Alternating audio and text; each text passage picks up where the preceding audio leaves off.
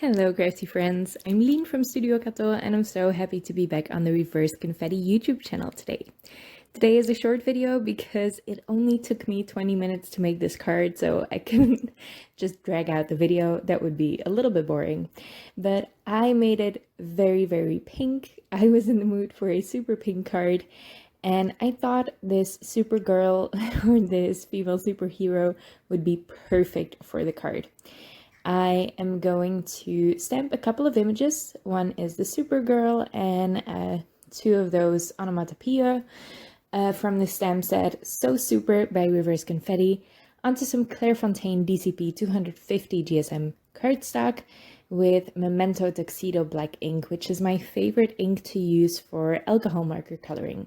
Now I do leave the stamps in my Misti and I will stamp them again with Versamark ink or Versafine Onyx black ink later on after I'm done coloring. Now, like I said, this card only took me 20 minutes to make. Even with all the die cutting, there wasn't that much die cutting, but usually I spend a lot of time on that and deciding my colors of cardstock. But today was just, it went really quickly for some reason. The coloring I stuck also with bright pink and bright orange because I love orange and pink together. And I added in a more muted blue-green, which I loved with this combination. I saw the markers next to each other in my Ohuhu bin and they just worked perfectly together. Now I am trying to learn to put the caps where you can see the numbers of these Ohuhu markers. Love these markers, highly recommend them. The numbers don't make any sense, so finding marker combinations can be a little bit hard. Which is why I'm trying to get into the habit of showing the caps, but I am so used to holding them in my hand, it is very difficult to actually remember to put them down. So I'm trying, but if you missed a marker or if I didn't show one, you can go to my Instagram post and I will always add a picture of all the marker combinations that I used for a card.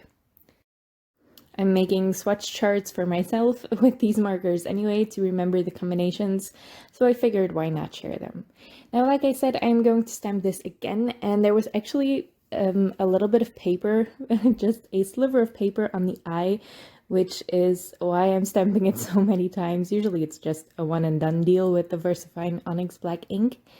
But I love embossing powder or a glossy black outline with my alcohol marker coloring, even though the alcohol markers don't really love the embossing powder, so I just stamp it again afterwards. For the background, I went with a subtle background, even though it's bright pink.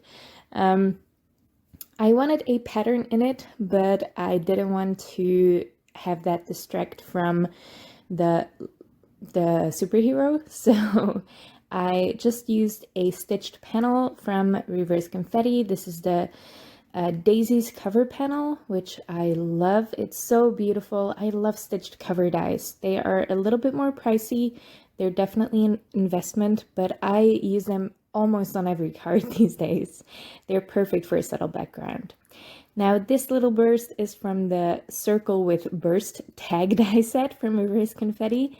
I hadn't used it yet, but it's perfect for a focal point like this. And this is also from a tag die set, which is called Ornament, and which is obviously perfect for Christmas. But I love bursts like this to put behind images, and it just really draws the eye towards the image. I glued all of those down just with some liquid adhesive, but I am prepping up the superhero with some foam tape. Overall, this card has a lot less dimension than most of my cards, but I just thought this didn't need much. With the bursts, it already stands apart, the superhero I mean, from the background, so it doesn't need that much dimension. I am gluing the words down with liquid adhesive again. I cut all of these out myself with some scissors, but there are matching dies available and I will link those below as well, together with all of the other supplies I used today. I thought I wasn't going to add gems to this, but after finishing the video, I did add a couple of gold gems to the card anyway, but I mean, I just couldn't stay away from the sparkle. You can also see I fluffed up some of the bursts there or the bright pink one anyway, just to give it a little bit more movement and more dimension in the card without adding any bulk when you have to sand it. So gluing something like this, or a flower for example, just down in the center and fluffing up the petals, or whatever these things are, always helps to bring your card to life a little. I hope you like this bright pink card. I love pink. I'm a little bit addicted to it. Most of my cardstock is pink, so it was time I used some. I hope you like the card, and I hope you like the video. A little bit short today, but I'll be back with another next week. Thank you so much for watching, and I hope to see you next time.